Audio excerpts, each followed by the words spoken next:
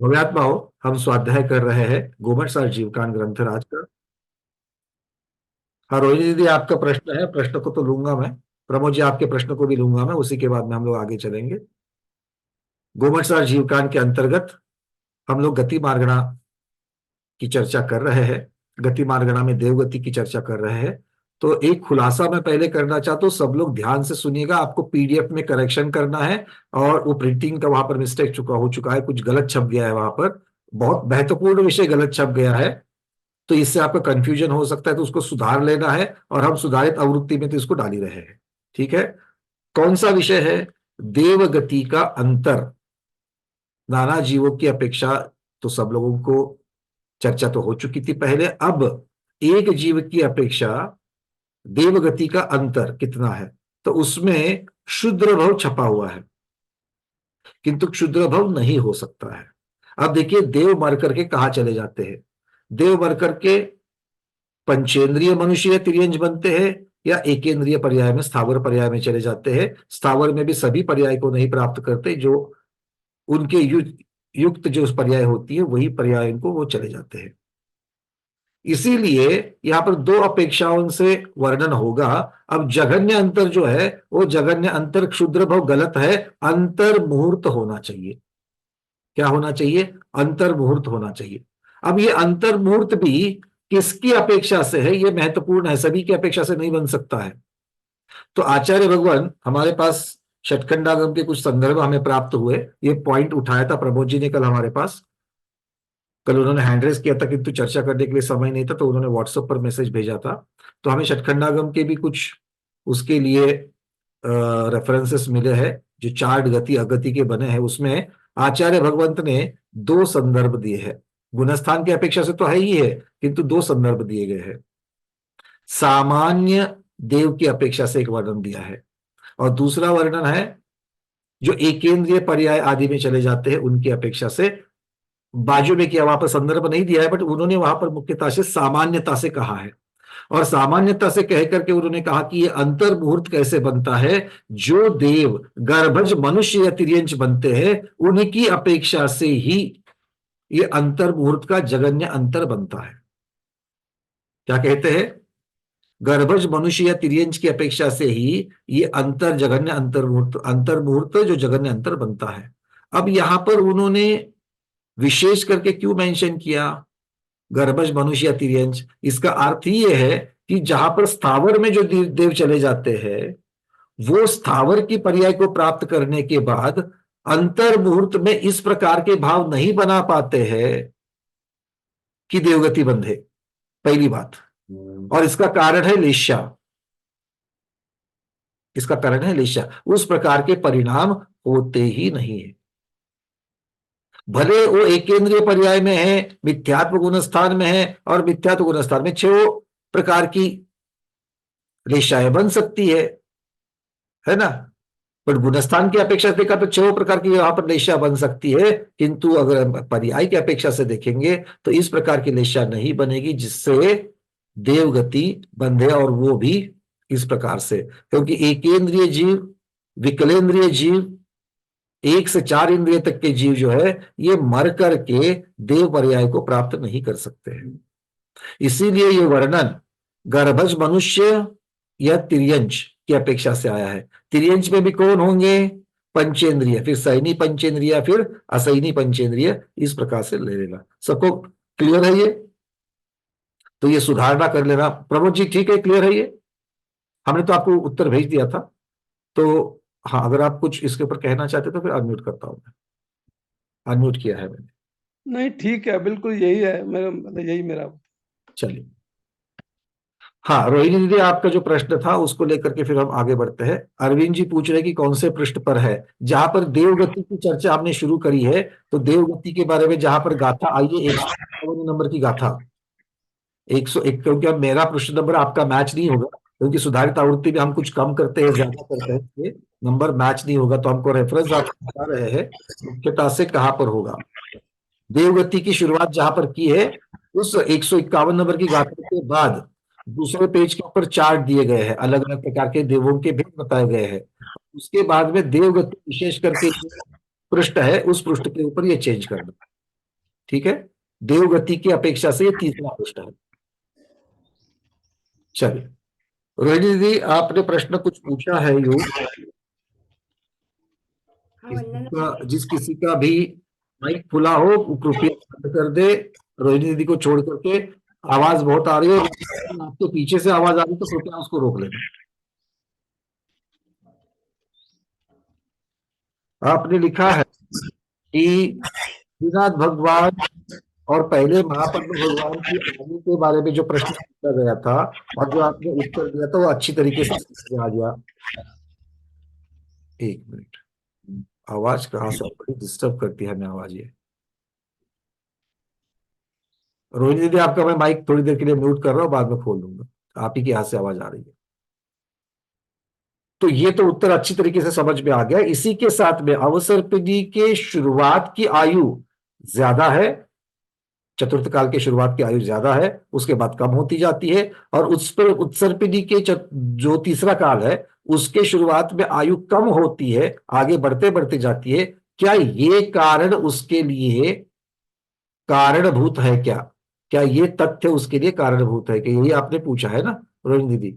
हाँ, अब देखिए, कारण की अपेक्षा से देखने के लिए कल भी मैंने इसको स्पष्ट किया था कि आयु कर्म और तीर्थंकर नाम कर्म प्रकृति ये दोनों अलग अलग तरीके हैं, इनके स्थितिबद्ध होने के कारण अलग अलग है, तो उनको उस तरीके से सोचना है। ठीक है, अब देखिए, अगर आप कहोगे कि श्रेणिक महाराज आगे के पहले तीर्थंकर होने वाले हैं इसलिए ऐसा ऐसा ऐसा हो रहा है, किंतु ये नियम नहीं, क्योंकि हम लोग जब चर्चा कर रहे हैं वो तीर्थंकर नाम कर्म प्रकृति के अभेद रूप से चर्चा कर रहे हैं, किसी एक पर्टिकुलर जीव की हम चर्चा नहीं कर रहे हैं। ठीक है, इसलिए इस प्रकार का नियम है। तो जिस प्रकार से उनकी आयु बढ़ती है और फिर वो कौन से तीर्थंकर किस प्रकार से बनेंगे, ये उसी के साथ में बनते जाने वाली चीजें हैं, ऐसे समझ लेना। ठीक है, चलिए।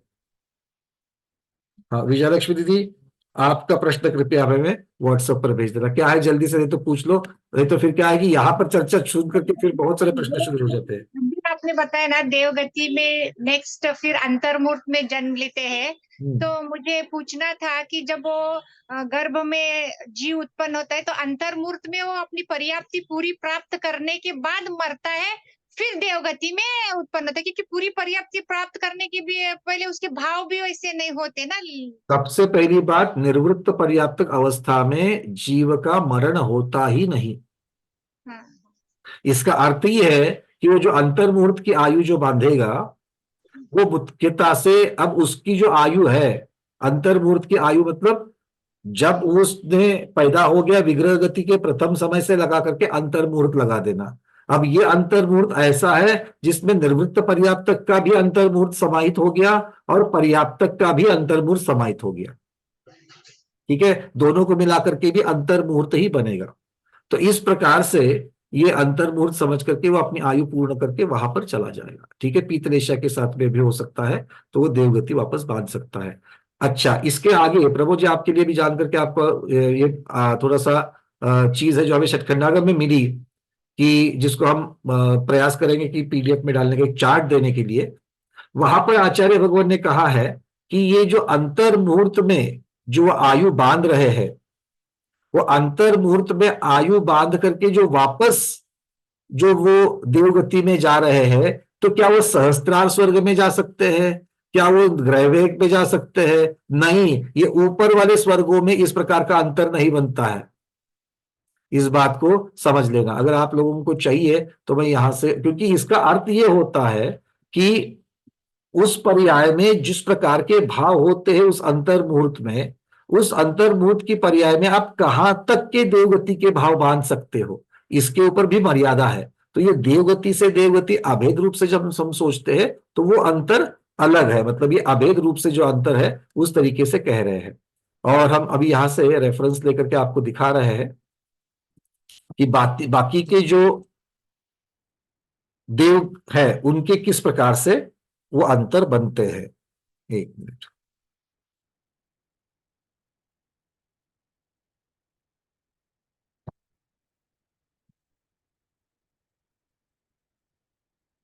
देखिएगा, देवगति सामान्य की अपेक्षा से एक जीव की अपेक्षा अंतर मुहूर्त है, कम से कम सामान्य की अपेक्षा, मतलब वो देव से निकल करके देव में चला जाएगा इस अपेक्षा से।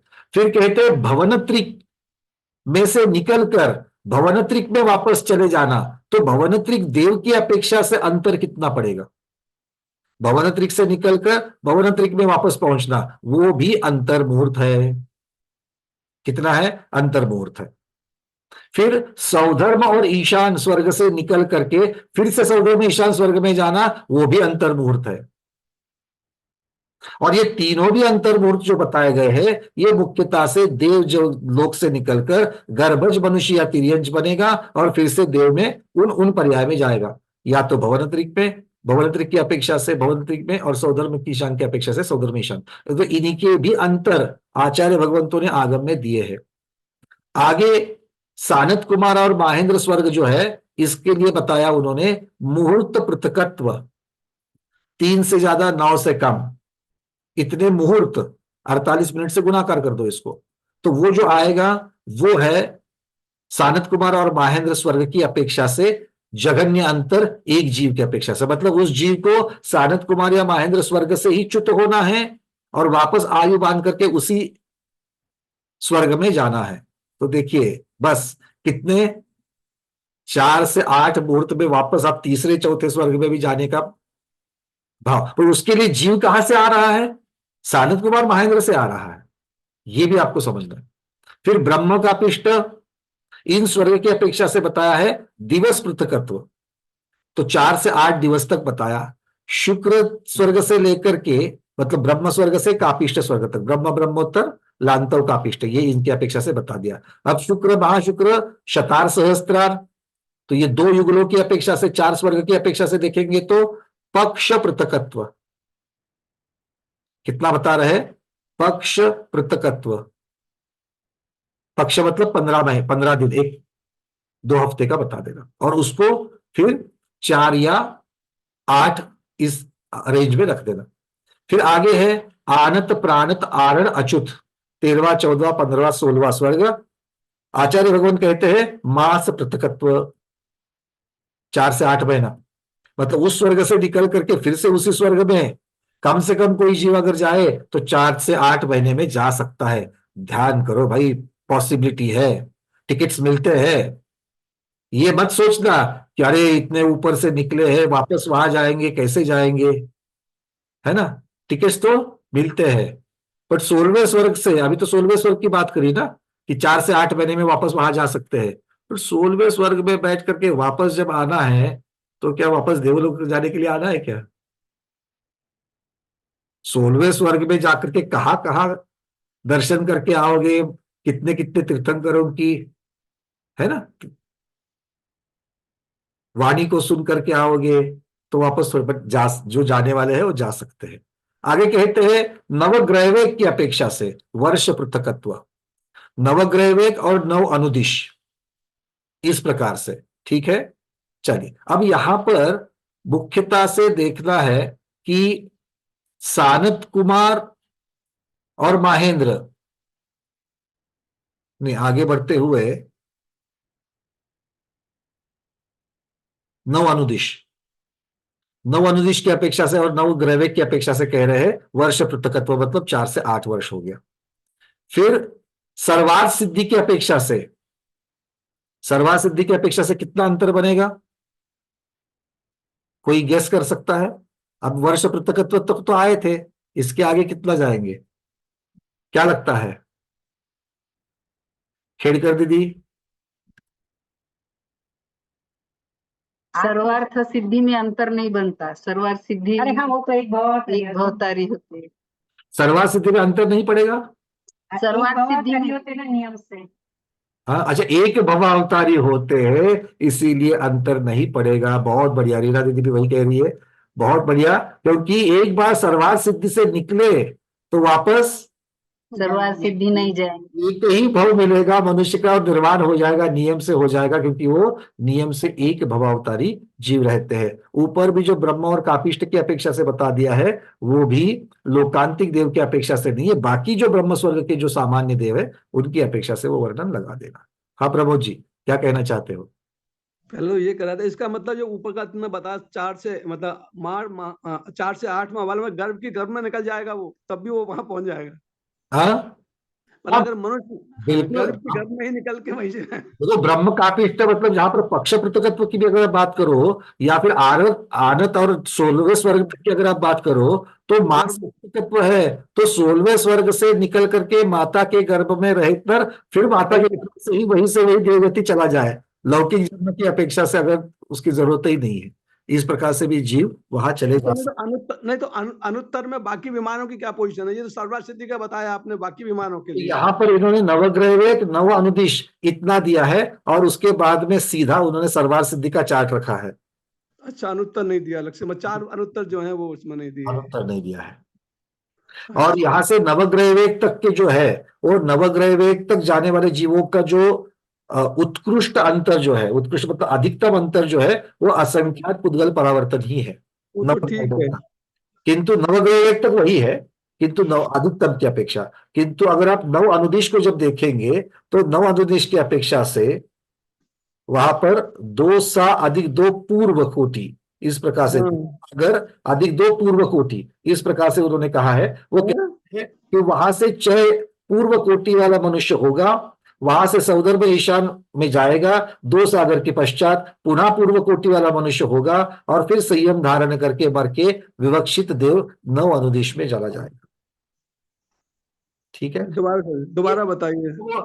जो जो आपको याद है सर्वार सिद्धि तत्वा सूत्र में भी इस प्रकार से आया था ना, कि हाँ, जो चरमोत्तम देहा के बाद में द्विचर्मा करके जो बताया गया था सूत्र, वहां पर भी इस प्रकार से बताया था कि द्विचर्मा मतलब 2 चरम कैसे कहे थे, तो वहां जाने की अपेक्षा से कहे गए थे। बस उसी प्रकार से यहाँ पर कह रहे हैं कि नव अनुदिश में जाने वाला जीव नव अनुदिश से निकला, मनुष्य में नियम से मनुष्य बनेगा कितना, 1 पूर्व कोटि वाला बनेगा, क्योंकि अधिकतम अंतर निकाल रहे हैं, तो 1 पूर्व कोटि वाला बनेगा। वहां से सौदर्भ और ईशान स्वर्ग में जाएगा, 2 सागर की आयु पाएगा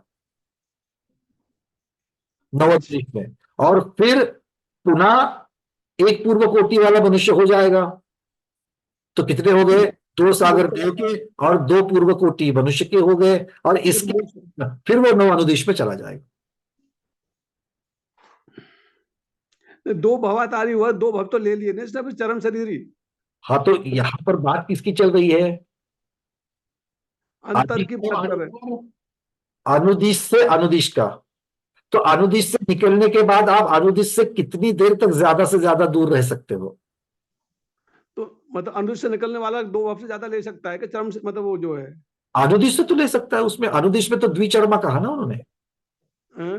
की बात नहीं है ये, अनु अनुत्तर, की बात बात कही गई है, द्विचर्मा सर्वासिद्धि की बात नहीं है, और एक भावांतरी का नियम बाकियों को तो है नहीं है। नहीं नहीं, तो अनुदिश का 2 भवातारी का नियम है क्या, मैं ये कह रहा हूँ। द्विचर्मा कहा है उनको, तो तो फिर जब 2 भव, जो कहा गया है वो तो अनुदिश की अपेक्षा से कहा है ना।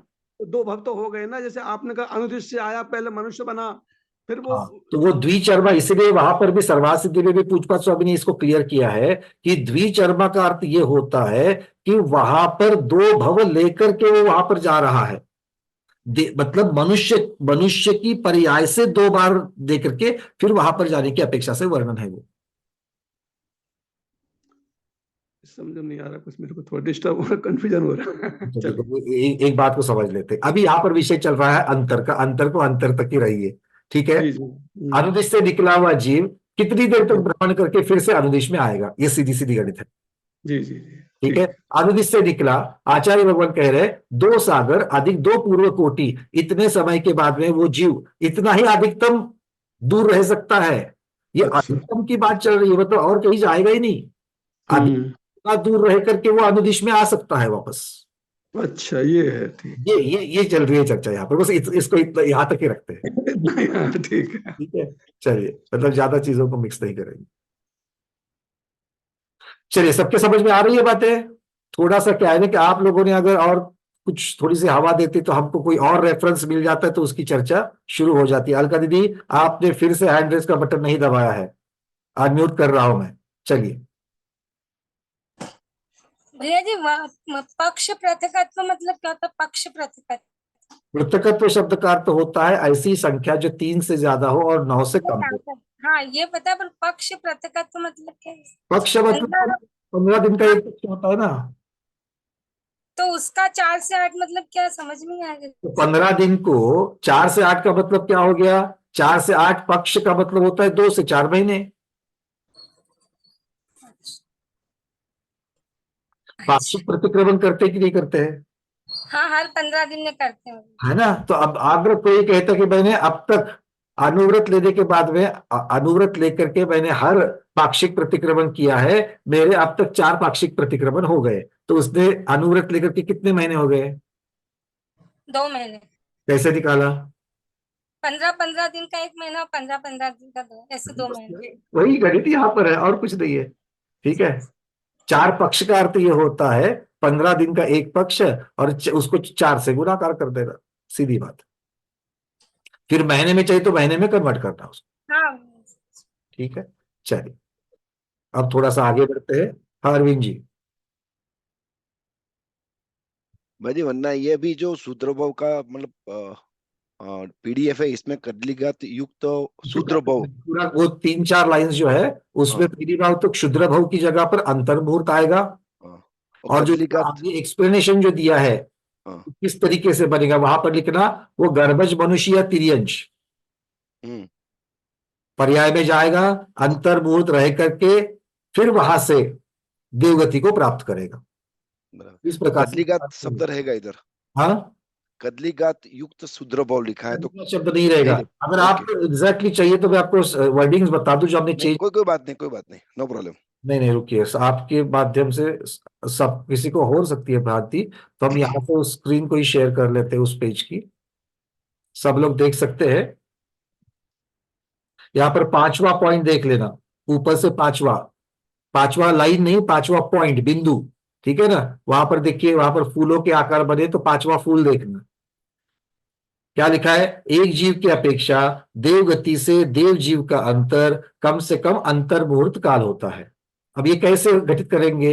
अर्थात कोई देव मरकर गर्भज मनुष्य या तिर्यंश में उत्पन्न होकर वहां अंतर मुहूर्त मात्र काल रहकर फिर से देवायु बांधकर देवों में उत्पन्न होता है, तो वो देवगति से कितना दूर रहा?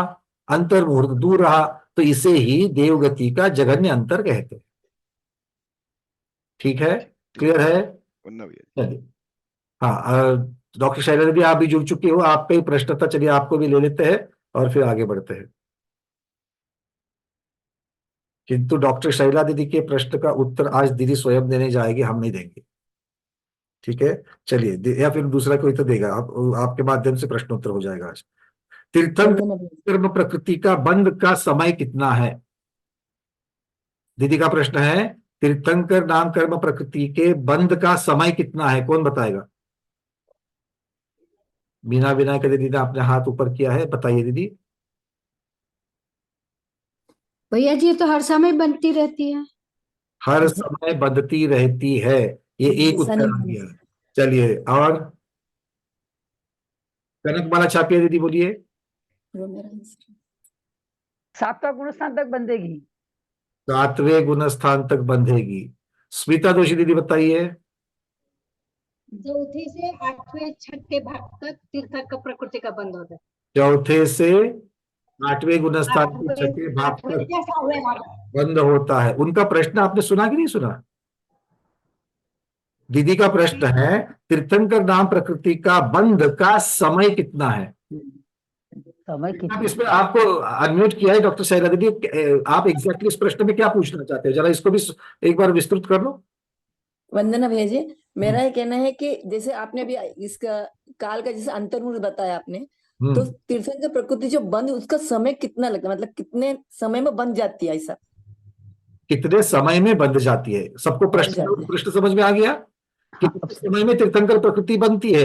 जैसे क्षायिक सम्यक्त्व को पूर्ण होने के लिए अंतर्मुहूर्त लगता है, आयु कर्म का बंध होने के लिए अंतर्मुहूर्त लगता है, वैसे तीर्थंकर नाम कर्म प्रकृति बंधने के लिए कितना समय लगता है? ठीक है दीदी, यही प्रश्न है ना आपका?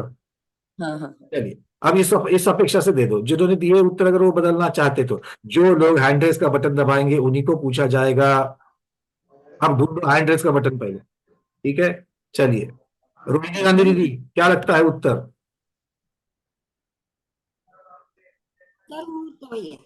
हाँ, अंतर मुहूर्त। रोहिणी दीदी कह रहे हैं अंतर मुहूर्त। सुरेश पहाड़ी जी उत्तर बताइए।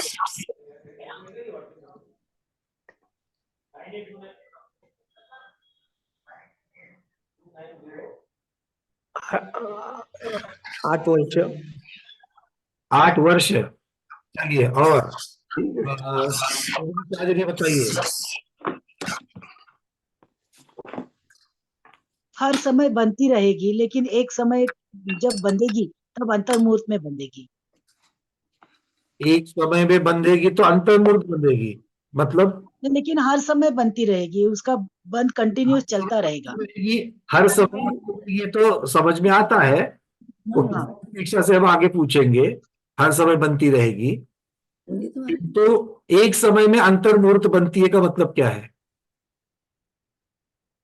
मतलब ये शब्द का अर्थ ही एक नहीं समझ। समय में नहीं, जब एक पहली बार बंधेगी या जब भी बंधेगी तब अंतर मुहूर्त तक वो बनती रहेगी। पहली बार बंधेगी तो कम से कम अंतर मुहूर्त के लिए बंधेगी। बंधेगी। चलिए, और हल्का बढ़ जाते दीदी। अंतर मुहूर्त अच्छा हो गया दीदी, आपने प्रश्न पूछ लिया। मेरी बहुत सारी भ्रांतियां, दिमाग जो मेरे मन में भ्रांतियां बनी थी ना, कि लोगों को अच्छी तरीके से ये प्रकरण समझ में आ गया है, ये भ्रांति निकल गई मेरी। हाँ बताइए, हल्का बढ़ जाते दीदी, बताइए। अंतर मुहूर्त अंतर मुहूर्त। वनिता देवावत दीदी। उच्च अधिक 7 सागर। हाँ, उच्च अधिक 7 सागर। कुछ अधिक 7 सागर। अच्छा, विजया लक्ष्मी दीदी। एक नाम कर्म है, तो जैसे ही वो तीर्थंकर के और श्रुत केवली के पाद मूल में जाएगा, दर्शन विशुद्धि की भावना पाएगी, विद इन अ सेकेंड समय ही उसको बंधेगी। जब उसकी भावना वैसी मतलब वो होएगा तभी वो बंधेगी। ऐसा कुछ उसका समय एग्जैक्ट बोल नहीं सकते ना। हो गया, ऐसा समझ सकते हैं। भावना उसकी दर्शन विशुद्धि भावना वो भा रहे हैं, और बंधने के योग्य उसके परिणाम हो गए, तो बंधन हो गया। हाँ, बंधे। इस प्रकार से है। ठीक है, सुनीता उकलकर दीदी, क्या लगता है? अभी ये दीदी ने बोला वो मेरा भी वही मत है। आज अभी लास्ट में जो बोला वो, हाँ, तो वो भी अंतर मुहूर्त ही बनेगा सर। वो ठीक है, आप बता दीजिए जो कहना चाहते हो, बता दीजिए आप। ठीक है, हम मैंने किसी पाद मूल में जाके उसने जो भावना भाई है दर्शन विशुद्धि, उसके बाद तुरंत अंतर मुहूर्त में उससे वो बंद शुरू हो जाएगा। चलिए, अंतर मुहूर्त में बंद शुरू हो जाएगा। ये दीदी कहती कि बंद कितने समय तक होगा? बंद तो जब तक उदय में नहीं आएगी तब तक बंधेगी। तब तक बनती रहेगी। जब तक उदय में नहीं आएगी तब तक बंद होते रहेगा। उदय में तो परमुख से अपने काल की अपेक्षा से आती है, और उदय में स्वमुख से 13वें गुण स्थान में आती है, तब तक बनती रहेगी। तब तक बनती हाँ, रहेगी। तब तक बनती रहेगी। बनती रहेगी। ध्यान से बोलो जो बोल रहे हैं। तीसरे नरक तक जाने का पहले अगर जीव मिथ्यात्व उसमें रुक जाएगी, हाँ, तीसरे जाएगा तब मिथ्यात्व में जाएगा, तब उस समय तीर्थंकर प्रकृति का बंध रुक जाएगा। उसके बाद पुनः शुरू हो जाएगा और एक पूर्व कोटि तक रह सकती है। देखो क्या हो रहा है, कोई समय की अपेक्षा से बता रहा है, कोई गुणस्थान की अपेक्षा से बता रहा है, कोई सम्यक्त्व की अपेक्षा से बता रहा है। क्या इसमें एक एक चीज इंपॉर्टेंट है? सिर्फ सम्यक्त्व ही इंपॉर्टेंट है? सिर्फ गुणस्थान ही इंपॉर्टेंट है?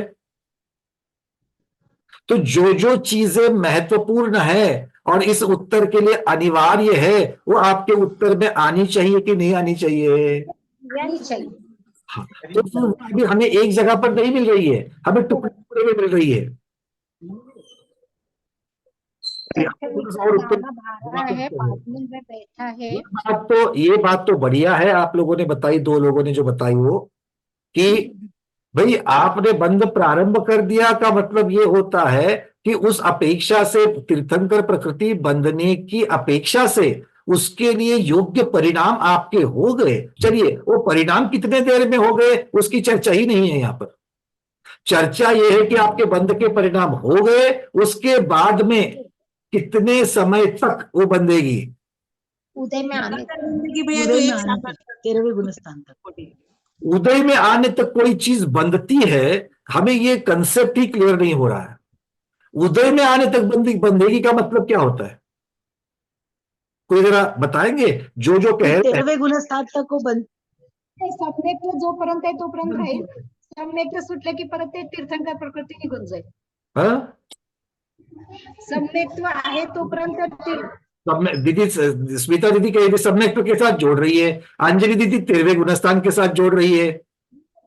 सम्यक्त त्याची सम्यक एकदा मिथ्यात्वात गेले की तीर्थंकर प्रकृती पूरा उत्तर तो दे दो। त्याची स्थिती, उसकी स्थिति किती बंद. सुनो, महाराज जी आहार के लिए खड़े हैं, आपने सिर्फ ग्रास रख दिया रोटी का और कोई कुछ नहीं दे रहा, सब लोग खड़े हैं। महाराज जी हमने आहार के लिए भोजन तो आपको दिया है, अब महाराज जी खड़े हैं, अकेली रोटी खाए। अच्छा रोटी तो नहीं रही, सिर्फ चम्मच से दाल दे दी हाथ पर, चलेगा क्या? उसे संपूर्ण भोजन कहोगे क्या? ग्रास संपूर्ण कहोगे क्या? निरंतर बंधेगी. नहीं, क्षपक श्रेणी चढ़ने तक बनती रहेगी। अब वापस और टपक श्रेणी 8 वर्ष अंतर्मुहूर्त कर्म. सब लोग कहीं ना कहीं से सही उत्तर दे रहे हो, पर मुझे पूरा उत्तर चाहिए। भैया जी मैं बताऊं 1 सेकंड. हाँ 8 वर्ष अंतर्मुहूर्त कर्म, एक पूर्व कोटि, एक सागर, फिर एक ये क्या बता रही हो आप? मतलब इतनी देर तक, और अगर मान लो इतने समय के बीच में वो क्षायब शबिक सम्यक दृष्टि है और उसका सम्यक तो छूट गया 15 दिन के लिए, उदाहरण के लिए, तो वो तो फिर बंदेगी नहीं. हाँ, मतलब जिस चीजों को सोच करके आप उत्तर दे रही हो उस तरीके से नहीं बनेगा। और अंजू पांडे दीदी बोलो, आपके मन में क्या चल रहा है? वंदना भैया जी. हाँ भैया जी मुझे ऐसा, आप यही पूछना चाह रहे हैं ना कि तीर्थंकर प्रकृति का बंध अगर शुरू हो गया तो कितने समय तक रहेगा? हाँ ये दीदी पूछ रही है, डॉक्टर शैला दीदी का प्रश्न यही है, ये उन्होंने। अच्छा, एक मिनट रुको, दीदी नहीं कह रही है। हाँ दीदी आपका माइक खुला छोड़ा हमने, डॉक्टर शैला दीदी आप बीच में बोल सकते हो। नहीं भैया वंदना, मेरा ये कहना है जैसे कोई चीज के लिए अंतर्मुहूर्त लगता है तो तीर्थंकर प्रकृति जब बनती है उसका टाइम कितना है? ऐसा वो चलती मालूम मुझे। जब भी मतलब अगर एक बंद की चर्चा करे, हाँ और एक बंद की चर्चा करे, ऐसा आपको कहना है? हाँ, तो वो कब मतलब उसका टाइम कितना लगता है उसको बंद होने के लिए? देखो आयु कर्म के बंद की हम चर्चा करेंगे तो वो अंतर मुहूर्त में बन रही है। आयु कर्म की वो प्रक्रिया है कि वो अंतर में जिस प्रकार के भाव है उस प्रकार के भाव में बनती है, ऐसा कथन है, ठीक है। तो बाकी के कर्म की अपेक्षा से देखा जाए तो एक समय प्रबंध की अपेक्षा से बंधेंगे, हाँ या ना? हाँ वो तो वैसे बनेगी। एक भी स्वाध्याय समय प्रबंध की चर्चा नहीं कर रहा है, एक समय प्रबंध ही बंधेगी। अगर कितने समय तक बनता है इसकी भी अगर चर्चा करोगे तो क्या क्या आना चाहिए उत्तर में? मैं बताऊं भाई साहब? हाँ बताइए दीदी।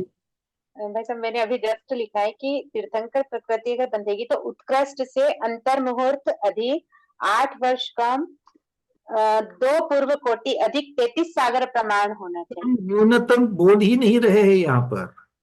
आप खेड़कर दीदी बताइए क्या कहना चाहते हो?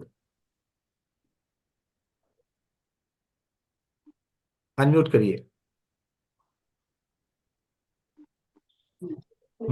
वो समय प्रबंध में जब उसका प्रारंभ हो जाएगा तो वो जब तक तीर्थंकर प्रकृति उदय में नहीं आती तब तक वो बनती रहेगी और उसका उत्कृष्ट काल जो दीदी ने अभी बताया वो वही रहेगा।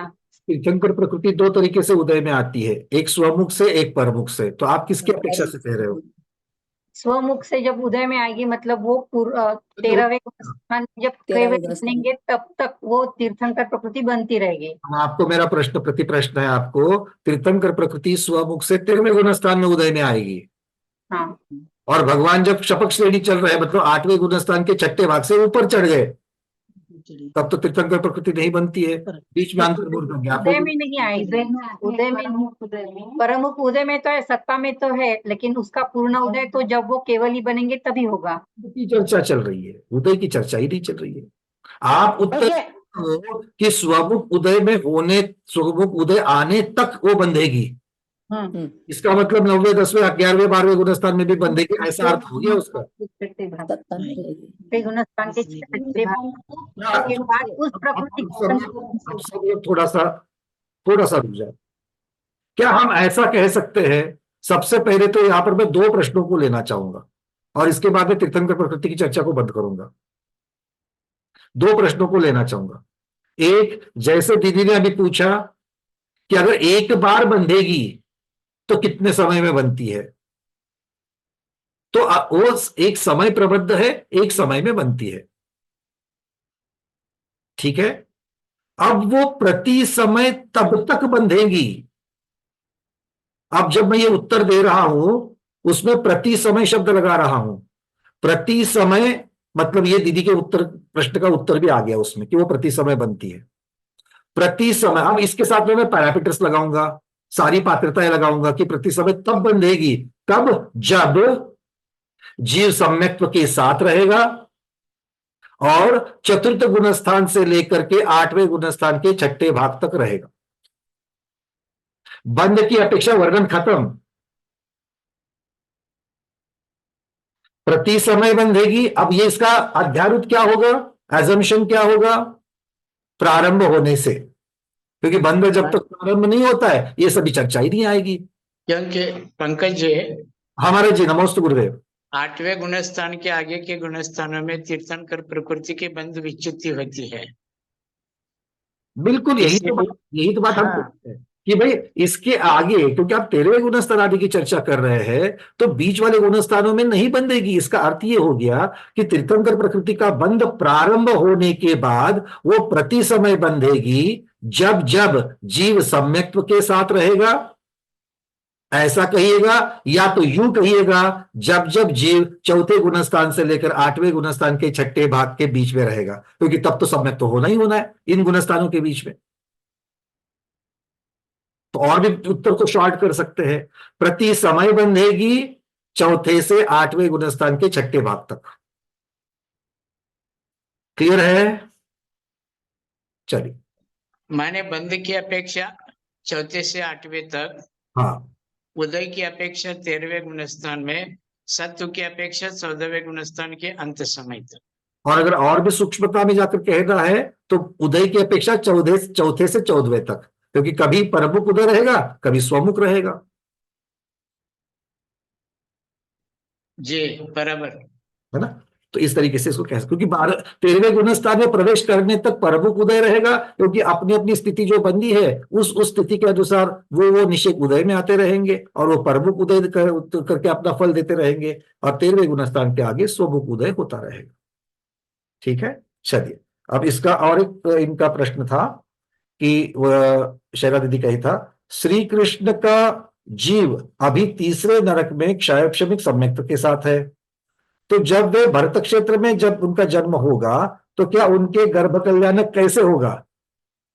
दीदी एक मिनट, ये प्रश्न आपको ऐसा क्यों पड़ रहा है कि उनका गर्भ कल्याणक कैसे और क्यों होगा?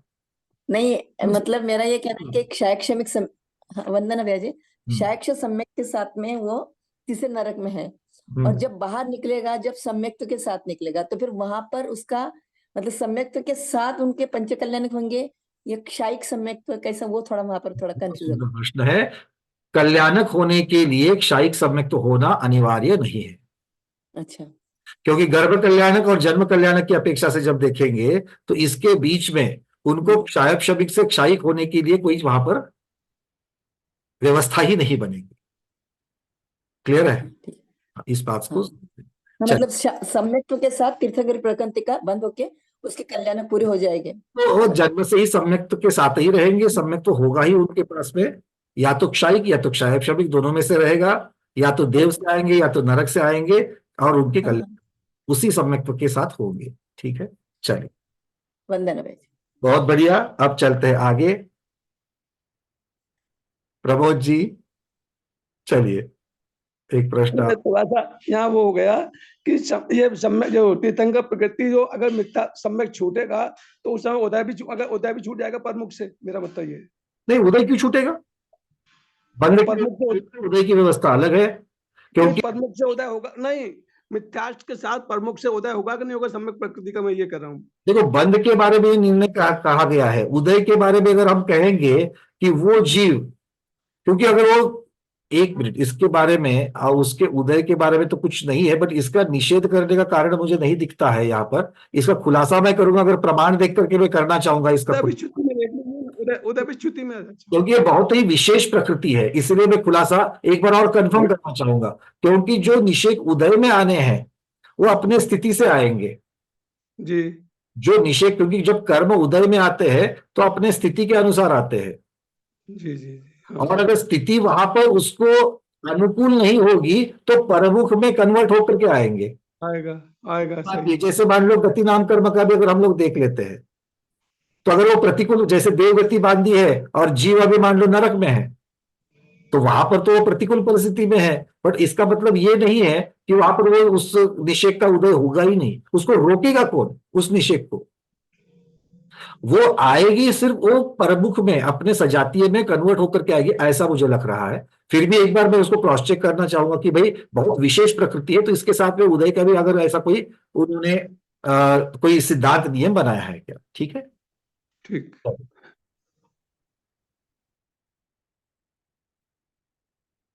अरविंद जी बोलिए। वंदना भैया जी, दीदी ने जो बताया कृष्ण भगवान का, तो वो तो लास्ट में जो क्षायोक्षमिक भाव होगा वो विग्रह गति में वही साथ में लेके गर्भ और जन्म होगा, ऐसा ही होगा ना? बिल्कुल बिल्कुल ठीक, ऐसा ही होगा ना? हाँ बिल्कुल ठीक, बिल्कुल इसी प्रकार से होगा। क्योंकि देखो, विग्रह गति में सम्यक तो लेकर के आएंगे, निर्वृत्त पर्याप्तक अवस्था में सम्यक तो रहेगा, पर्याप्तक अवस्था में सम्यक तो रहेगा। इसी इसका उनको ये भ्रांति हो रही थी कि क्षायक शमिक सम्यक तो है, तो क्या उसके साथ में भी कल्याणक होते हैं क्या उसके लिए क्षायक सम्यक तो होना अनिवार्य है? ये उनका मेनली वो कंफ्यूजन था उनका। वंदना भैया, ठीक है, चलिए बढ़ते हैं आगे देवगति में। अब हम यहां से चर्चा कर रहे हैं देवों की जातियां और पदभेद। देवों की जातियां और पदभेद। देखिए, 4 निकाय के देव तो हमने कहे। अब ये 4 निकाय के देव जो है, इन 4 निकाय के देवों में बहुत स्वाध्यायों का ये कंफ्यूजन होता है कि जाति बोलने पर किस चीज का उत्तर दिया जाए। जाति किसे कहेंगे? आसुर कुमार आदि चीज को जाति कहेंगे, या इंद्र प्रतिंद्र त्रायण श्रेष्ठ लोकपाल इनको जाति कहेंगे? तो इसके लिए थोड़ा सा क्लियर कट समझने के लिए कुछ चार्ट बनाए गए हैं। ठीक है, तो उस चार्ट को आपके सामने मैं अभी यहां दिखा रहा हूं, देख लेना। इसी की अपेक्षा से वर्णन करता हूं। सबसे पहले अगर आप देखेंगे तो यहां पर 3 लाइंस बनी हुई है। 3 लाइंस बनी हुई है। सबसे ऊपर वाली लाइन है, उसका नाम दिया है निकाय।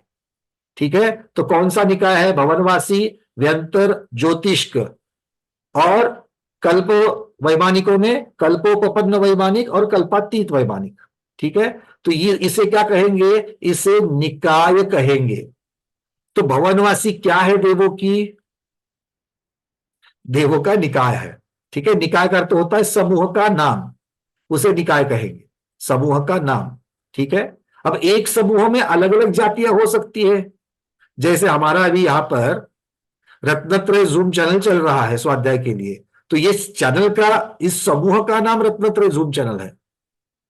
किंतु इसके अंदर कोई हुमड़ भी है, कोई अग्रवाल भी है, कोई पोरवाल भी है, कोई पद्मावती पोरवाल भी है, कोई खंडेलवाल भी है, कोई सैतवाल भी है या ना? तो ये जातियां अलग अलग हो गई। अब दूसरा, इसमें पद भी है।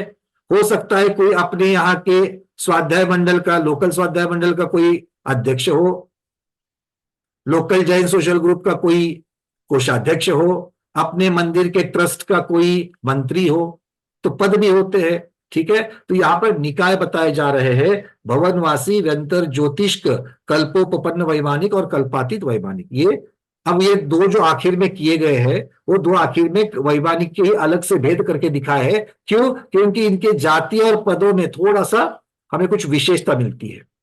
अब क्या कहते हैं, जाति किसे कहेंगे? आचार्य भगवान कह रहे हैं भवनवासी की 10 जातियां है। क्या कह रहे हैं?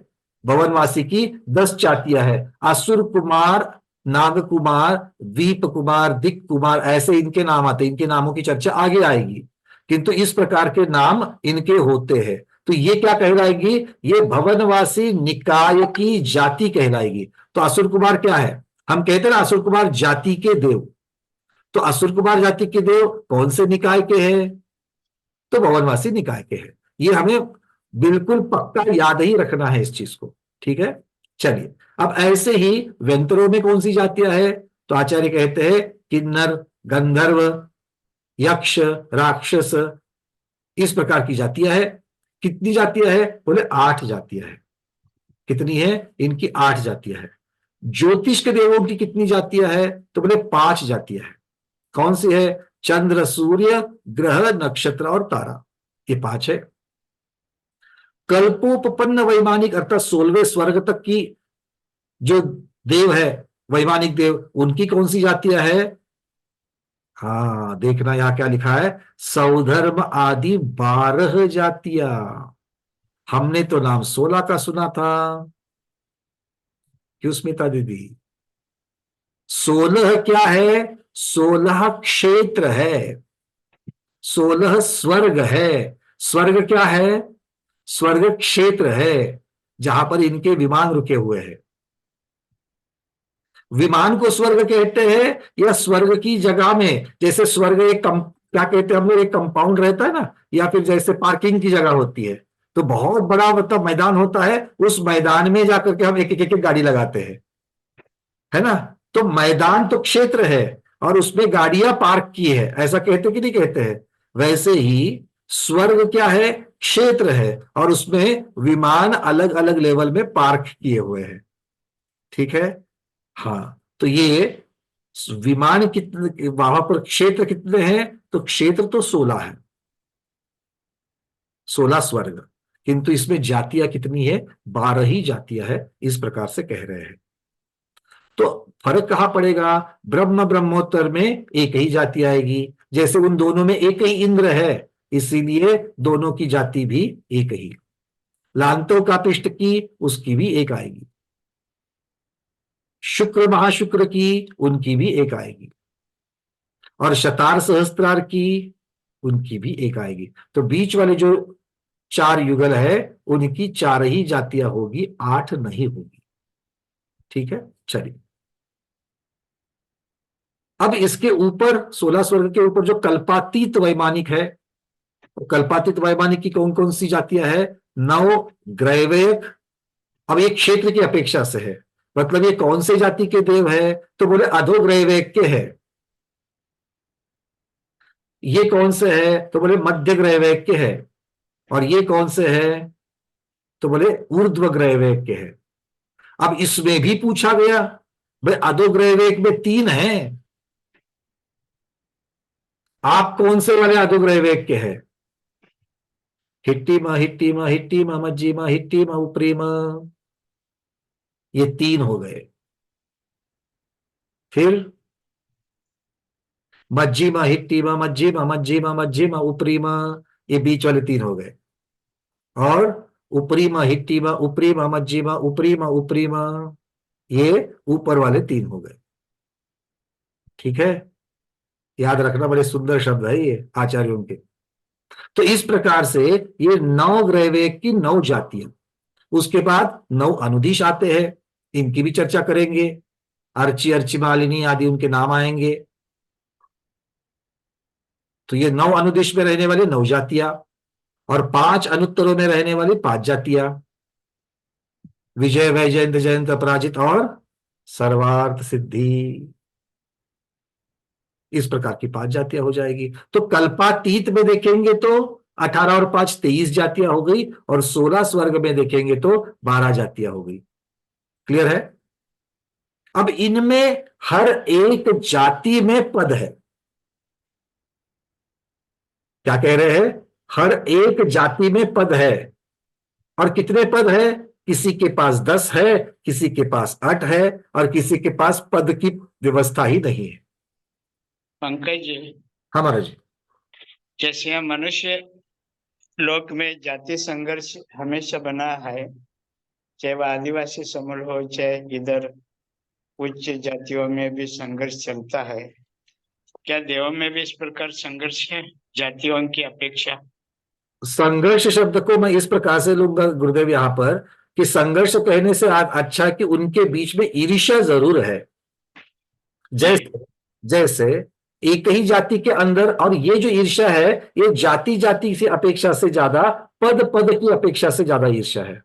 मतलब जैसे किल्विषक देव है, अभियोग्य जाति के देव है, कंदर्प देव है, या सम्मोह नाम के देव थे। अब ये 5 प्रकार की पद कहे गए हैं, या यूं कहिए कि ये 5 प्रकार की जो देव है इन्हें देव दुर्गति कहा गया है। आचार्य भगवान इनको देव दुर्गति कहते हैं। तो इसका मतलब है कि अभियोग्य पद पर रहना या किल्विषक पद पर रहना, क्योंकि ये पद क्यों कहे गए हैं, तो वो किस प्रकार के कार्यों को करते हैं उस प्रकार के कार्यों की अपेक्षा से है। जैसे इसको हम लोग मनुष्य में जिस प्रकार से वर्ण है, और वर्ण किसकी अपेक्षा से है, वर्ण जाति की अपेक्षा से नहीं है, तो वर्ण आपके प्रोफेशन की अपेक्षा से है, वो आपके कार्य क्या करते हैं उसकी अपेक्षा से है। और यहां पर भी जैसे शूद्र वर्ण को, वैसे तो उनको कम नहीं लेना चाहिए क्योंकि काम काम है, किंतु इस प्रकार की व्यवस्था बनती गई, मानसिकता आ गई कि उनको शूद्र को उस प्रकार से अलग उनको संबोधा गया। तो यहां पर जो अभियोग्य जाति के देव, जिन देवों को ऐसे पद मिले हैं कि जिनको दूसरे देवों का काम करना पड़ता है, या यूं कहिए उनका आधिपत्य स्वीकार करना पड़ता है, उनकी सत्ता को मानना पड़ता है, उनका हुक्म मानना पड़ता है, ऐसे देवों में ईर्ष्या जरूर होती है। ये माने मानसिक इस प्रकार का खेद भाव होता है, और ये मानसिक दुख का बहुत बड़ा कारण आचार्यों ने यही कहा है। जी। कल आपने जो गाथा बताई थी एक जीवकांड के परसों के दिन, तो उसमें आपने गाथा के पहले दूसरे चरण में ये आया था, दिव्यंती क्रीडंती इति देवा, माने कुल मिलाकर के अनिमा महिमा आदि रिद्धियों को प्राप्त करके दिव्य क्रीड़ा करते वो देव है। तो यहाँ अभियोगी जाति के देव अथवा किल्विषक, समूह जाति के देव इत्यादि जो निम्न स्तर के जो देव है, अभियोगी जाति के देव ये विमानों को, रथों को वगैरह हाँकते रहते, सूर्य विमान, चंद्र विमान, नक्षत्र विमान इत्यादियों को। तो क्या इनमें ये सब हाँकते हुए उनको क्या दिव्य आनंद का अनुभव होता है, क्रीड़ा का अनुभव होता है? ये नहीं, क्योंकि लक्षण नहीं क्या? हाँ, इस चीज को इस प्रकार से हमें समझना होगा कि एक उदाहरण लेते हैं महाराज जी, क्योंकि मैं अभियोग्य जाति के जो देव है वो ड्राइवर के जैसे होते हैं, वो दूसरों के विमानों का विमान बन करके वो वहां पर लेकर के जाते हैं। तो हम यूं कह सकते हैं कि मान लो कोई हमारे गाड़ी के ड्राइवर के ऊपर हमने किसी को ड्राइवर को नौकरी पर रखा हुआ है, तो ड्राइवर हमारे पास नौकरी का जितना समय है उतना समय काम करता है, और उसके बाद में घर जाने के बाद में तो वो अपने, हो सकता है कि वो घर में बैठ के कैरम खेले, या अपने बच्चों के साथ में बैडमिंटन खेले, या फिर अपने घर में जाने के बाद में कोई मूवी सिनेमा देखने के लिए चला जावे, कोई गार्डन में चला जावे, तो उसका अपना अपना समय है। अब ये अपना अपना समय वो कब ले पाता है, जब उसके मालिक उसको, जो उसके लिए जो कार्य है उसके से उसको जब वो आजाद करेंगे, आजाद मतलब उसके जब उसको छुटकारा देंगे कि भाई ठीक है अब चले जाओ। अब दूसरी तरफ से जब देखते हैं कि सबके लिए, मान लो दिवाली आई है तो दिवाली खुशी का त्योहार है सबके लिए। अब मैं तो दिवाली में भगवान की तीर्थ यात्रा करना चाहता हूं, तो मैंने क्या कहा उसको कि भैया इस दिवाली में हम लोग यात्रा करने के लिए जाएंगे, समय चिकर जाएंगे। तो मैं तो बड़ी खुशी खुशी के साथ समय चिकर की यात्रा करने के लिए जा रहा हूं, पर उसकी अगर अपेक्षा से देखेंगे तो उसको दिवाली के दिनों में, त्योहार के दिनों में अपने परिवार को छोड़कर अपनी ड्यूटी बजाने के लिए, अपने मालिक का हुक्म बजाने के लिए, उसको हो सकता है वो मन के विरुद्ध, अपनी खुशी के विरुद्ध भी उसको गाड़ी पर आकर के ड्राइवर बन के समय चिकर, वो भी समय चिकर जा रहा है, हम भी समय चिकर जा रहे हैं, तो हम वहां पर खुशी खुशी जा रहे हैं, अपने सुखों की अपेक्षा से जा रहे हैं, अपनी इच्छा से जा रहे हैं, और वो दूसरे की इच्छा से अपना मन मार कर, या फिर मान लीजिए कि अपना वहां पर दुखी होकर के भी, किंतु उसको अपने दुख अपने मन में रख करके वो कार्य करना पड़ रहा है। तो इसका मतलब ये है कि जब वो ये कार्य कर रहा है, उस पद की अपेक्षा से जब कार्य कर रहा है, हो सकता है वो मन से करे या मन से ना करे, ये दोनों चीजें हो सकती है। और इसके अलावा भी उनके पास बहुत सारा समय है कि जिन समयों में वो क्रीड़ा करते रहते हैं। तो किंतु क्रीड़ा कर रहे हैं, और सौदरबिंद्र महाराज का अगर मान लो या कोई दूसरे देश जो उनके अधिपति है, उनका अगर हुक्म हो जाए तो उनको वो सब छोड़ करके जाना पड़ेगा वहां पर, क्योंकि उनकी व्यवस्था वैसी है, उस पद की व्यवस्था वैसी है। तो इस अपेक्षा से देखेंगे तो उनके मन का दुख और वो क्रीड़ा करते ये दोनों चीजों को हम समझ सकते हैं। जी पंकज जी, हाँ महाराज। जो अढ़ाई द्वीप में रहने वाले सूर्य चंद्र की जो गति निरंतर होती रहती है, तो वहां पर अभियोगी जाति के देवों को निरंतर ड्यूटी बजानी पड़ती है, उन लोगों के लिए फिर छुट्टी का कहाँ प्रावधान? अब यहाँ पर बहुत सुंदर आपने ले लिया, क्योंकि वहां तो एक सेकंड के लिए भी नहीं रुक रहे हैं और वो तो प्रति समय वो गतिमान होते ही जा रहे हैं और वो ढो ही रहे हैं, किंतु गुरुदेव उनको वहां पर वैक्रयिक शरीर भी तो है उनके पास, तो क्रीड़ा वैक्रयिक शरीर से भी तो क्रीड़ा कर सकते हैं वो, कि उनके लिए पृथक पृथक विक्रिया बताई गई है देवों के लिए। जी, माने मूल शरीर से क्रीड़ा करते यूं कहा जाए, और ये जो शरीर है ये उत्तरवर्ती शरीर, विक्रिया शरीर, और इतना होकर के मूल शरीर से अपने, क्योंकि वैसे तिलोपनिधि में ये वर्णन आया है कि मिथ्या दृष्टि हो या सम्यक दृष्टि हो, जब वो जन्म लेता है, जन्म लेने के बाद में जो सारे वहां से जो सरोवर में स्नान करके जो अब वहां पर जाकर के भगवान की पूजन करना है, उसके बाद में आकर ओलगशाला, जिसको हम लोग सर्विस या एक यूं कहिए कि उनके जो वहां पर ऑफिसेज जैसी चीजें जो बनी हुई है या उनके जो निवास बने हुए हैं, उस ओलगशाला में आकर अपने सिंहासन पर विराजमान हो जाते हैं, ऐसा वर्णन तिलोपनिधि में आता है। मतलब उनके मूल शरीर तो वहां पर विराजमान है, किंतु वो वैक्रयिक शरीर से ही पंचकल्याणक में आ रहे हैं, वैक्रयिक शरीर से ही नंदीश्वर द्वीप जा रहे हैं और वैक्रयिक शरीर से ही वो विमानों को ढो रहे हैं। इस प्रकार से कोई विधान करे तो उसका निषेध करने का जरूरत नहीं है। जी बराबर। फिर मूल शरीर की अपेक्षा सभी अपने मूल शरीर में स्वर्ग में रहते हैं, तो फिर दीन भाव का, स्वामित्व भाव का कोई प्रश्न ही नहीं उठता है। और सुख की कल्पना करें, जब क्रीड़ा की बात करते हैं तो वैक्रयिक शरीर से किया हुआ क्रीड़ा जो है वो भी उस आत्मा को सुख प्रदान करती है, क्योंकि वैक्रयिक शरीर भी तो उन्हीं के आत्म प्रदेशों से बना हुआ है और मूल शरीर के साथ में कनेक्टेड है जी, और हर अंतर मुहूर्त में वो बदलते रहता है जी। तो इसका मतलब ये है कि वो उन्हीं के एक वैक्रयिक शरीर जिसके साथ उन्हीं के आत्म प्रदेश जुड़े हुए हैं, उनसे सुख का अनुभव कर रहा है।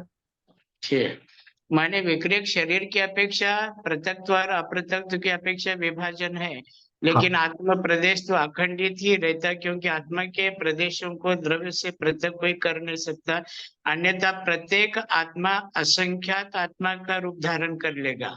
बिल्कुल, नहीं तो उसको संसारी जीव कहेंगे ही नहीं जी। तो इस प्रकार से इसको समझने में इजी हो जाएगा। सबको अच्छी लग रही कि नहीं चर्चा? देखो किस प्रकार से चिंतन अलग अलग तरीके से जाकर के, मतलब देव क्रीड़ा भी कर सकते हैं, देव को उसी तरीके से वहां पर अलग तरीके से दुख भी हो सकता है, तो ये सारी चीजें हमको और आगम के परिप्रेक्ष्य में सारी चीजें हम लोग ग्रहण कर सकते हैं, ये महत्वपूर्ण है। ठीक है, 2-3 हाथ ऊपर आए हैं, मैं चर्चा को लूंगा, पर थोड़ा सा ये यहाँ पर पद की जो चर्चा है उसको मैं पूर्ण करता हूँ, फिर आप लोगों के प्रश्न को लेता हूं मैं। ठीक है, चलिए, तो आपके सामने चार्ट अभी भी है। तो भवनवासी, मैं कह रहा था कि भवनवासी देवों की एक एक जाति में 10-10 पद है। ध्यान से सुनो क्या कह रहे हैं। भवनवासी निकाय के एक एक जाति में 10-10 पद है, तो कितने जातियां है? 10 जातियां है और प्रत्येक जाति में 10 पद है कि नहीं है? तो कितना हो गया? पदधारी टोटल 100 के आसपास उनके स्वयं के पदधारी हो जाएंगे अगर हम निकाय देखेंगे। और इसमें भी ये तो मूल हो गया, इसके भी और भेद बन जाते हैं, क्योंकि इंद्र भी 2-2 है, प्रतिंद्र भी 2-2 है, तो इस प्रकार से और भी इनके भेद बन जाते हैं, क्योंकि पद की अपेक्षा इंद्र एक ही पद हो गया, किंतु उस पद के ऊपर 2-2 देव सवार है, 2-2 देव वहां पर उस पद के धारी है।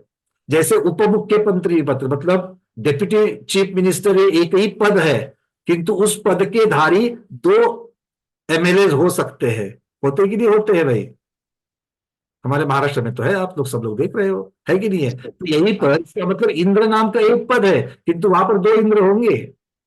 प्रतिंद्र नाम का एक ही पद है, किंतु वहां पर 2 प्रतिंद्र होंगे। क्योंकि ये बहुत दिन से हमारे दिमाग में पहले जब चिंतन चलता था तो ये विचार चलता था, इंद्र और प्रतिंद्र एक ही की जाती है, तो वहां पर 2 इंद्र, क्योंकि जब भी शत इंद्र नमन कर शीशधार जब शब्द आता है भगवान के समोसरण की अपेक्षा से, और उसकी 100 की इंद्रिय पूर्ण करने के लिए भुवनवासी के 2 इंद्र और 2 प्रतिंद्र इस प्रकार से कहा जाता है। और उसको फिर 2 इंद्र कहेंगे तो इंद्र एक ही जाति कहिए, फिर उसको अगर चिंतन करें तो समझ में आता है पद एक है, उस पद के धारी 2 देव वहां पर है। इस प्रकार से हम लोग समझ सकते हैं। पद एक ही है। बस इस प्रकार से। भवनालय 40 व्यंतर देवान होती 32 हाँ कप्पामय 24 चंदो सुरो नरो तिरियो इस अपेक्षा विभाजन किया है। बिल्कुल बिल्कुल। तो इस प्रकार से हम देखेंगे तो असुर कुमार आदि जो 10 जाति है, इनमें इंद्र आदि 10 पद है, तो उन पदों की चर्चा हम लोग करेंगे। व्यंतरों में और ज्योतिष्कों में ये 10 की जगह पर 8 पद है। मतलब व्यंतर की 8 जाति की प्रत्येक जाति में 8 पद है। ज्योतिष्क के 5 जातियों की प्रत्येक जाति में 8 पद है। फिर वैमानिकों में कल्पोपपन्न वैमानिक जो है उनमें सौधर्म आदि जो 12 जाति है उसकी प्रत्येक जाति में इंद्र आदि 10 पद है। और जो कल्पातीत देव है उनमें कोई भी पद की व्यवस्था नहीं है, सभी अहमिंद्र कहलाते हैं।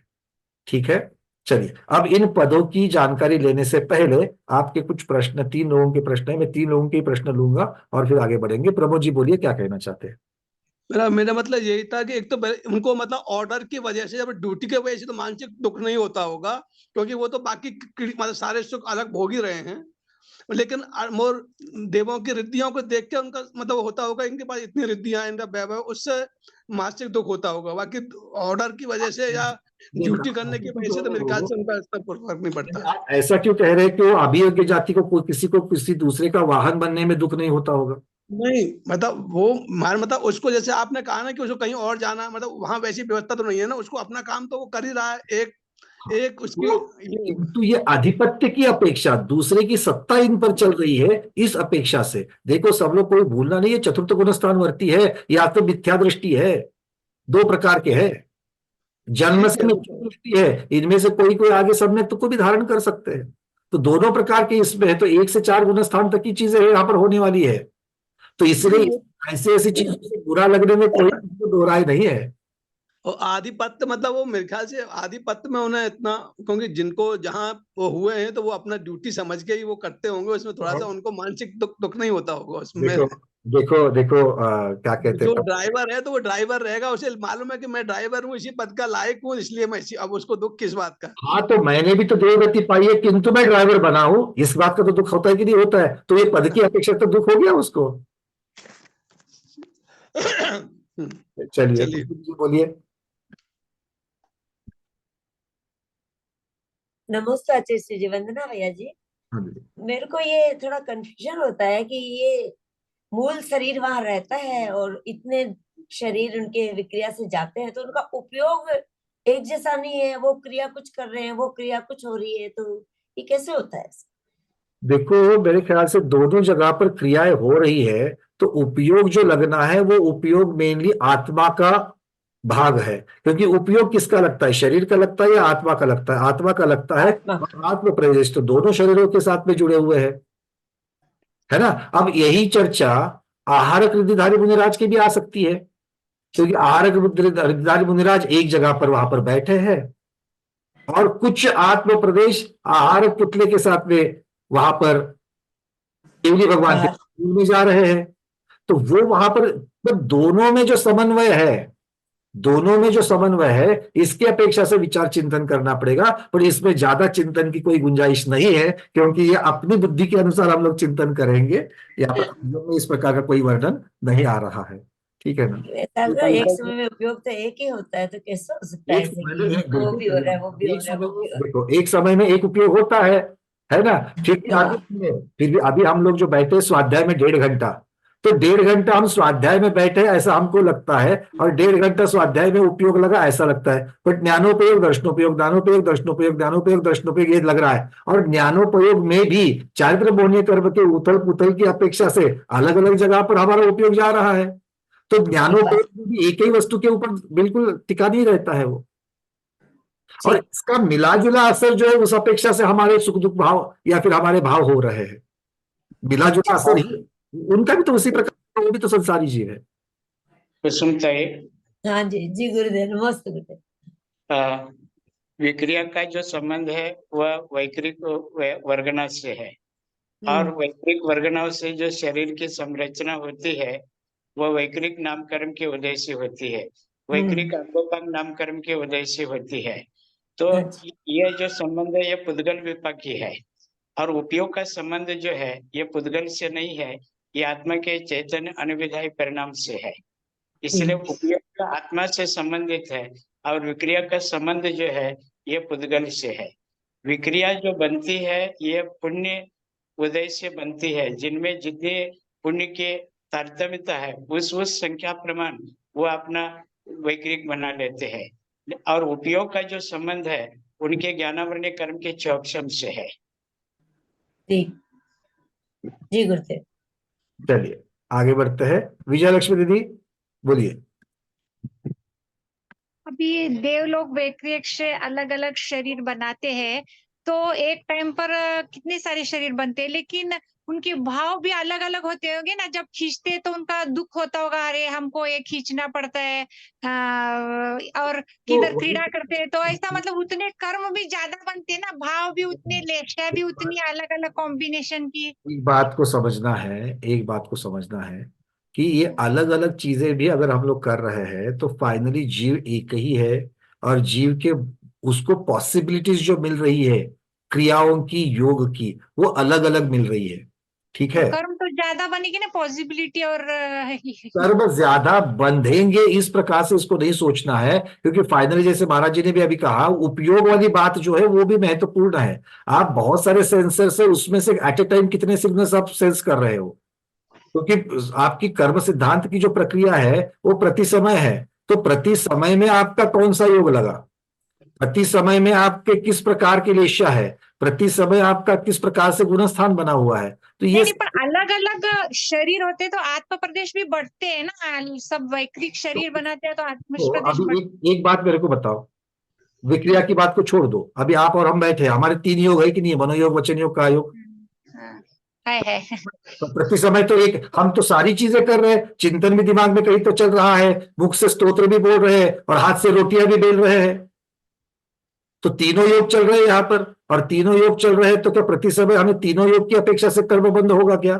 नहीं, क्योंकि प्रति समय कर्म, समय प्रबंध की अपेक्षा से कर्म बंद है, प्रति समय में है, और प्रति समय में एक ही योग है। पर वो ये कि कौन सा पकड़ा जाता है, मतलब उसका कुछ है ऐसा ये शास्त्र में? काफी विस्तृत हो जाएगा और उसको योग मार्गणा के अंतर्गत देख लेंगे, ठीक है ना। आया है आचार्य भगवंत ने इसका भी उत्तर दिया है कि वो किस प्रकार से एक योग को, किस अपेक्षा से एक योग कहा है, इसकी चर्चा आएगी। ये विवक्षा से प्रॉपरली, मतलब मुझे ऐसा पूछना था, हमारे योग इतने चलते रहते, मतलब एक ही समय हम चिंता करते, मतलब मन से भी करते, वचन से क्रिया का, मतलब कौन से योग को वो कर्म में, उस लेशा के कॉम्बिनेशन में कर्म बनता है, वो ऐसा कुछ है शास्त्र में? हाँ, आगम में आता है कि किस प्रकार से योग का संक्रमण जो कहा गया है वो किस अपेक्षा से कहा गया है, उसका चर्चा है, वो चर्चा आने पर बात करेंगे उसकी। ठीक है, विजय लक्ष्मी जी, नमोस्तु गुरुदेव, नमोस्तु। अपना जो ज्ञान है ना वो चौक्षमिक ज्ञान है, इसको स्थूल ज्ञान कहा गया। और एक समयवर्ती जो परिणामन है ना उसको सिर्फ केवल ही जान सकते हैं। मन वचन काय में परिवर्तन हो रहा है, योगों में परिवर्तन हो रहा है, परिवर्तन अपने में ही हो रहा है, अपन ही कर रहे हैं, लेकिन हर समय के परिणामन को अपन भी पकड़ नहीं पा रहे हैं। क्यों? क्योंकि इतना सूक्ष्म ज्ञान अपना नहीं है। जैसे आपने हाथ में घड़ी बांध रखी है, आधे घंटे का अथवा 5-5 मिनट में जो समय बदलता रहता है वो तो आप बता सकते हैं, अभी 4:05 हुआ, 4:10 हुआ, लेकिन एक समय का बदलाव आप नहीं बता सकते, जबकि घड़ी आपके हाथ में ही है। इसी प्रकार अपना ही मन वचन का जो है, जो सतत बदलता जा रहा है, लेकिन अपन ही उसको पकड़ नहीं सकते, क्योंकि हमारा ज्ञान इतना सूक्ष्म नहीं है। समझ, नमस्ते गुरुदेव, नमस्ते। चलिए, बहुत बढ़िया। अंतिम प्रश्न ले रहा हूं मैं, प्रमोद जी बोलिए, समय पूर्ण हो रहा है। मेरा यही कह रहा था मैं अभी, इधर आपने कहा था ना कि भिंतरवासी में 2-2 इंद्र होते हैं भवना, तो क्या उसमें दक्षिण उत्तर इंद्र की व्यवस्था होती होगी? नहीं, दक्षिण उत्तर की व्यवस्था तो वहां पर सिर्फ कल्पवासी विमानों की अपेक्षा से है। दक्षिण और उत्तर की व्यवस्था जो है, वैसे व्यवस्था कैसे होगी? अगर उनको एरिया कैसे बांटते होंगे, अपना एरिया तो कुछ डिवाइड करते ही नहीं। अगर उनके तो नगर बने हुए हैं, उनके तो अब इसके बारे में भी विस्तृत नहीं आया है कि कौन से इंद्र का कौन सा नगर या किस प्रकार से उनकी वहां पर व्यवस्था बनी हुई है। इंद्रों के तो नाम है, उनका एरिया वो भी है कि 2-2 इंद्र होते हैं, कौन कौन से नाम है उनका, किस तरह से है उनके उस किस प्रकार से क्षेत्र को वो लेते हैं, ऐसा तो कुछ नहीं है।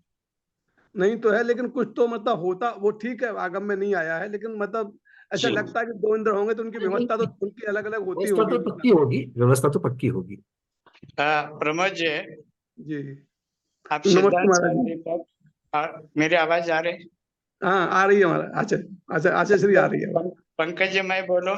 हाँ बिल्कुल बिल्कुल महाराज जी, प्लीज उत्तर दीजिए। जैसे आपने कल्पवासी देवलोक में इंद्र और श्रेणीबद्ध और प्रकीर्णक ऐसे विभाजन किया गया है ना, इसी जी प्रकार यहाँ पर भी भवनवासियों में भी इसी प्रकार की व्यवस्था है। कुछ जो भवन आदि है अथवा जी आवास आदि है, उनका जी भी श्रेणी रूप में अथवा प्रकीर्णक रूप में जो कि वह बने हुए जो है, उसी जी रूप में जो कि है जी अवस्थित होते हैं। इंद्र हो, प्रतिइंद्र हो अथवा अन्य जो सामान्य जो देवादि है, उनकी आवास व्यवस्था है। इस रूप जी में अपन ले सकते हैं उसको। जी जी देखो वहां पर व्यवस्था मुख्यतः से जो बताई गई कल, भवन, भवनपुर और आवास, जैसे उसमें से सिर्फ एक ही जाति है असुर कुमार जो पंख में रहती, पंख भाग में रहती है और भवन में रहती है। किंतु ये भवन, भवनपुर, आवास की अपेक्षा से जो डिस्ट्रीब्यूशन है, किंतु भवन किस प्रकार से बने हुए हैं, जैसे नरक में पटलों की व्यवस्था बताई, जैसे ऊर्ध्वलोक में पटलों की संख्या बताई, प्रकीर्णक आदि जैसे महाराज जी ने कहा वैसे ही बताई, बट वैसे भवनवासी की अपेक्षा से कहाँ बताई? नहीं बताई है, वही मैं कह रहा हूँ, बताई नहीं है, लेकिन अब हो सकता है आगम में इसका वर्णन नहीं आया है। ज्योतिष की भी सूर्य चंद्र की अपेक्षा से व्यवस्था बताई है उन्होंने, अंतर आदि दिए है कि कहाँ कहाँ है। जी, बट एक एक भवन की ऊंचाई कितनी है, लंबाई कितनी, चौड़ाई कितनी है, वो तो और दिया एक है, भवन से वो तो दूसरे दिया है, भवन के बीच में अंतर क्षेत्र कितना है, इसका वो दिया वर्णन है ना, उसी हाँ, रूप में अपन लेना। वो बिल्कुल है, वो है, किंतु वो वो है। एक नगर की रचना बता सकता है या किस प्रकार से है ये कह सकता है, या इतने भवन है इसलिए इतने भवनों में एक एक चैत्यालय है और भवन के बीचों बीच में चैत्यालय होता है, उसके आजू बाजू में भवन, ये वर्णन है। पर ये प्रश्न जो मुख्यतः से चल रहा है वो इंद्र की अपेक्षा से चल रहा है। मतलब अगर मान लो कि जैसे जो रत्नप्रभा पृथ्वी के खर भाग में 9 जातियां रह रही है और 9 जातियों में हर एक में 10-10 प्रकार के पद है, तो मान लीजिए कि उसमें से इंद्र के उस एक नगर बना हुआ है, तो ये नगर कौन से जाति के इंद्र का है? क्योंकि एक चीज हमने पढ़ने में एक आई थी कि उस प्रकार की जाति के इंद्र के घर के द्वार के बाहर उनका जो चिन्ह बना हुआ है उस चिन्ह के आकार का वृक्ष होता है। तो कुछ कुछ वहां पर चर्चा जरूर चली है तिलय पन्नति में, बट बिल्कुल क्रिस्टल क्लियर जैसा कि सौंदर्येंद्र महाराज 31वें पटल में इस श्रेणीबद्ध विमान में रहते हैं, ऐसा वर्णन हमारे पढ़ने में तो नहीं आया कि भवनवासी के असुर कुमार जाति का इंद्र कहाँ रहता है, प्रतिद्र कहाँ रहता है। अगर ऐसा कोई वर्णन आवे तो उसको ग्रहण किया जाएगा। महाराज जी आपको क्या लगता है? जी ऐसा आया है। अच्छा, तो फिर गुरुदेव अगर इसके बारे में अगर आप कुछ इसका प्रकाश डाल सके तो हम सबके लिए लाभान्वित होंगे। कौन से यह ग्रंथ की अपेक्षा से, अगर आज नहीं कभी भी अगर आपके पास में ग्रंथ हो तो वो निकाल करके। अभी मेरे पास ग्रंथ नहीं है, लेकिन त्रिलोकसार ग्रंथ जैसा ही सिद्धांत सार दीपिका ग्रंथ है, उसमें आप देख सकते हैं। त्रिलोकसार में भी यह विषय है। चलिए, मैं त्रिलोकसार तो मेरे पास मिल जाएगी, सिद्धांत सार संग्रह में शायद उसकी पीडीएफ होगी। श्रेणीबद्ध जो विमान है ना, उसमें शायद 18 नंबर के विमान में सौंदर्येंद्र निवास करते हैं। ऊपर तो रहता है। उर्दू लोग की तो पक्का है, वो तो त्रिलोक भाषा सब में है। हम भवनवासी की पर्टिकुलर कह रहे हैं। जी, भवनवासी के इंद्र हो या अंतर के इंद्र हो, इनकी रचना के बारे में कहीं कुछ आया है क्या? उनके भवनों की व्यवस्था बता दिया है। एक भवन से दूसरे भवन के बीच का अंतर क्षेत्र क्या है, तो वह पंक्तिबद्ध ही है, श्रेणीबद्ध रूप में, प्रकीर्णक रूप में, और बीच में जो क्या है इंद्रक के रूप में, इस प्रकार व्यवस्था वहां पर की है। मतलब उस प्रकार की वहां पर मतलब भवनों की लंबाई क्या है, चौड़ाई क्या है, उसका गहराई क्या है, इस रूप में जो क्या है माने वास्तु विज्ञान की अपेक्षा उसका भी वर्णन है। चलिए बहुत बढ़िया। तो हम लोग गुरुदेव इसको निकाल करके देखते हैं, जिनके पास ग्रंथ निकालेंगे तो इसको भी हम जोड़ करके हो सकता है तो पीडीएफ में डाल सकते हैं इसको, ठीक है, ताकि सब जगह एक जगह पर आ जाएगी। चलिए, आज की चर्चा बहुत अच्छी रही। आज की चर्चा को यहीं पर आज विराम करते हैं, समय हो चुका है। आज के स्वाध्याय को गुरुओं के श्री चरणों में बारंबार नमोस्तु वंदामि इच्छाकार करते हुए यहीं पर समापन करते हैं। जैनम जयतु शासनम, जैनम जयतु शासनम, जैनम जयतु शासनम। सरोज दीदी, आपका हाई इंटरेस्ट था, कृपया मुझे व्हाट्सएप पर मैसेज भेज दीजिएगा।